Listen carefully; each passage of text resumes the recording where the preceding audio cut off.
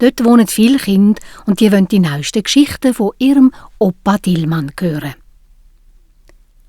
Eins der Kinder hat seine Grosseltern nie kennengelernt und es hätte doch so gern auch einen Opa und eine Oma gehabt.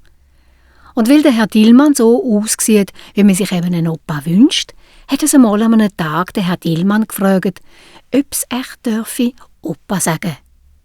Der Herr Dillmann hat nichts dagegen gehabt. Und so ist er mehr und mehr der Geschichtenopa von allen Kindern in der Nachbarschaft geworden. Der Herr Dillmann weiss einen Haufen tolle Geschichten. Und wenn ihm gar keine einfällt, dann erfindet er selber eine. Die ausgedenkten Geschichten, die gefallen den Kindern fast am besten.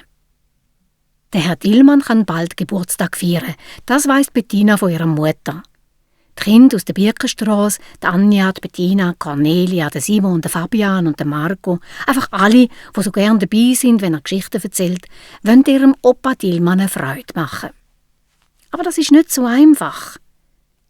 Der Herr Dillmann hat nämlich ein Problem mit seinen Augen. Er sieht nicht mehr so viel. Seit 5 Jahren werden seine Augen immer schwächer.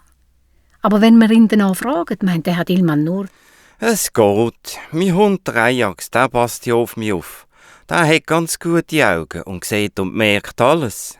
Nein, Mitleid will der Herr Dillmann keins. Die Kinder stecken die Köpfe zusammen und beraten jeden Tag wieder neu, mit was sie ihrem Opa Dillmann eine richtige Geburtstagsfreude machen. Blumen, so richtig viele Blumen. Wir schmücken dem Opa Dillmann seine Geschichtenbank mit vielen bunten Blumen. Die sieht er doch gar nicht. Und dann sitzt er am Wand noch drauf. Stimmt schon. Blumen, die sind auch bald lahm und welken. Hast recht. Dann müssten wir vielleicht Blumen nehmen, die fest schmecken. Die Kinder beraten hin und her und schliesslich sind dann doch ein paar Ideen beieinander.